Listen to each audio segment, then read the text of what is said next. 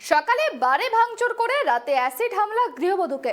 জখম গৃহবধূকে ভর্তি করা হয়েছে শ্রীরামপুর ওয়ালেস হাসপাতালে। মহিলার দাবি তিনি বিজেপি কর্মী, তাই তার উপর আক্রমণ করা হয়েছে এবং এই ঘটনার অভিযোগের তীর তৃণমূলের বিরুদ্ধে, যদিও অভিযোগ অস্বীকার করেছে তৃণমূল। সকালে তার বাড়ি ভাঙচুর করা হয়, রাতে তার উপর অ্যাসিড হামলা চালায় দুষ্কৃতীরা, এমনটাই অভিযোগ হুগলির চণ্ডীতলার ভগবতীপুর এলাকার বছর 50-এর ওই মহিলার।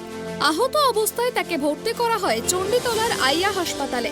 শনিবার তাকে শ্রীরামপুর ওয়ালেস হাসপাতালে ভর্তি করা হয়। ওই মহিলার দাবি তিনি বিজেপির বুথ এজেন্ট ছিলেন বলেই তার উপরে হামলা হয়েছে। পঞ্চায়েত ভোট মিটতেই তার বাড়িতে বারবার হামলা চালায় তৃণমূল আশ্রিত দুষ্কৃতীরা। কিছুদিন আগেও তার বাড়িতে দুষ্কৃতীরা হামলা চালায়। পুলিশ কোনো ব্যবস্থা না নেওয়ায় পুলিশের সামনেই গায়ে কেরোসিন ঢেলে আত্মঘাতী হওয়ার চেষ্টা করেন। আমার অপরাধ বিজেপি করার জন্য বিজেপির এজেন্ট হয়েছিলাম। আমি বিজেপি করেছি বলে এত আমার উপর নির্যাতন, আমার ঘর খাটিয়ে অফিস করে দিয়েছিল। আমি বিজেপি করছি, করবো, আমার বাচ্চার ছেলেরাও করলো, আমার ফ্যামিলিও করছে। যা বলবি ফুটেজের সামনে এসে বল। তো আমি বেরোনোর পরে দেখি চলে গেছে। তো যাবার পরে পেছনে ফুটেজ লাগানো, পেছন দিক দিয়ে গিয়ে দুটো দরজার তালা মেরে দিয়েছে। তালা মেরে দিয়ে আমার ঘর ভাঙচুর করেছে বিশাল। এসি পেসি সব ভাঙচুর করেছে। শেখ আলী হোসেন ছিল, শেখ আমিন, শেখ ইনামুল, শেখ আউলি, আর শেখ রুমজান, শেখ হাফিজুর, আরও কতগুলো ব্যক্তি ছিল। সব মিলে এরম হামলা করে অ্যাটাক করেছে। আমার কাছে পুরো ভিডিও ফুটেজ টানা আছে আমার কাছে।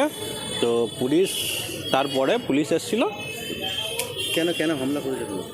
হামলা করেছে হঠাৎ, আমাদের এই গত 3 বছর না বিশাল হামলা করছে, অন্যায় অত্যাচার এত করছে ধারণার বাইরে।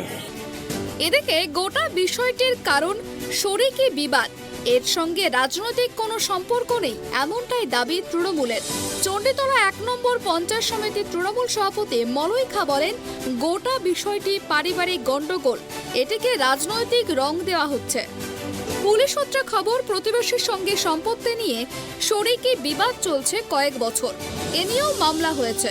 আগেও তার ওপরে অ্যাসিড হামলা হয়েছে বলে অভিযোগ করেছেন ওই মহিলা।